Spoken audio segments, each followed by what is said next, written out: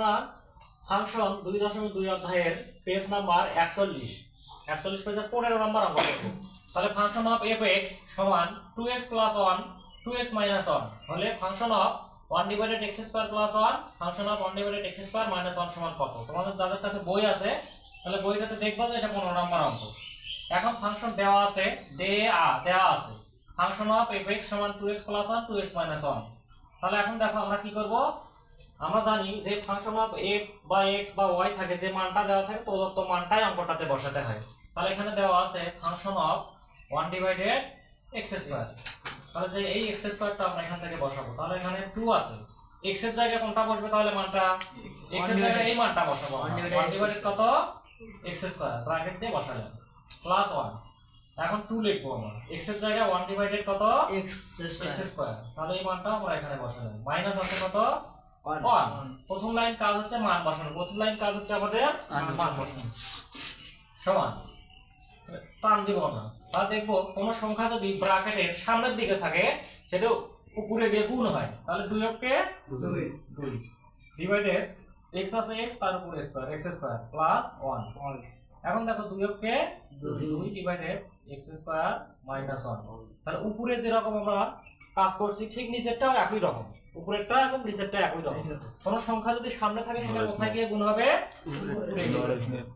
তাহলে এখন দেখো আমরা বরাবর টান আছে, বরাবর আমরা টানটা দিলাম, এটাকে ভাগ বলা হয়। তাহলে এখন দেখো যদি ভগ্নাংশ থাকে 3/4 + 3, নিচে কোনো সংখ্যা নাই 1, তাহলে কি করতে হয়? লসাগু করতে হয়। কি করতে হয়? লসাগু করতে হয়। তাহলে আমরা কি করব, এই অঙ্কটার ক্ষেত্রে x² আর এখানে আছে কত? 1। তাহলে x² আর 1 এর লসাগু যদি আমরা করি তাহলে x² ই হয়। কি হয়? x² ই হয়। তাহলে এখানে আর নিচে কোনো সংখ্যা নাই, তাহলে আমরা ডাইরেক্ট লসাগু করি, এখানে লসাগু করে x² আর x² যদি আমরা বাদ দেই, এই x², এই যে দেখো এখানে x² আছে আর এই x², উপরের কাজ করব কিন্তু আমরা। তাহলে উপরে কি থাকবে? 2 প্লাস এখানে কোনো সংখ্যা নাই, তাহলে ডাইরেক্ট গুণ x² আর গুণ করে x²। যদি কোনো সংখ্যা না থাকে ডাইরেক্ট গুণ করে দেব আমরা। এখন উপরের সংখ্যাগুলোকে আমরা বাদ দেব। কি করব? উপরের সংখ্যাগুলোকে দেখতে পাচ্ছ তোমরা কি? আচ্ছা, এই x² আর 1 এর নিচে কোনো সংখ্যা নাই, তাহলে এখানেও আমরা উপরে যে সিস্টেমে লসাগু করছি এখানেও লসাগু করলাম। x² যদি বাদ যায় উপরে থাকবে আমাদের 2, তারপর মাইনাস আছে -1 x² আর 1 গুণ করে এখানে হবে x²। তাহলে আমরা একই রকম কাজ করলাম, ঠিক আছে?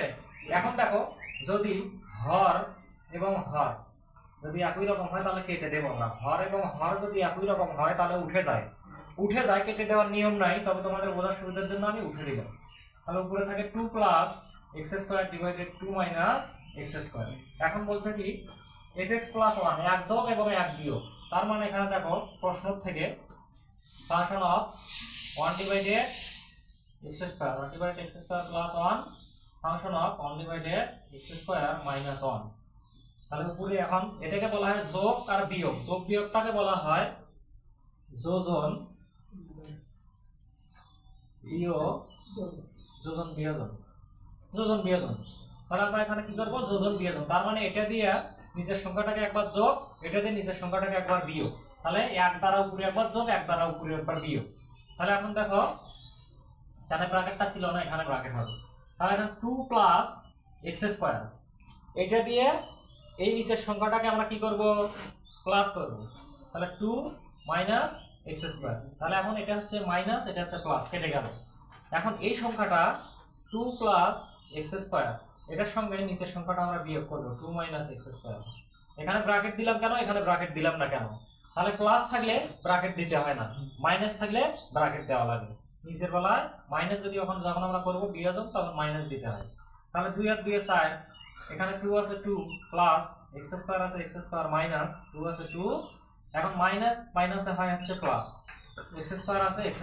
এখন এই 2 আর এই 2 কাটা যায়, তাহলে উপরে থাকে 4, নিচে থাকে হচ্ছে x² আর x², দুটো x²। তাহলে এই 2 দিয়ে যদি আমরা 4 কে কাটি তাহলে উপরে থাকবে কত? 2। তাহলে 2, নিচে থাকবে হচ্ছে x²। তাহলে 2/x²।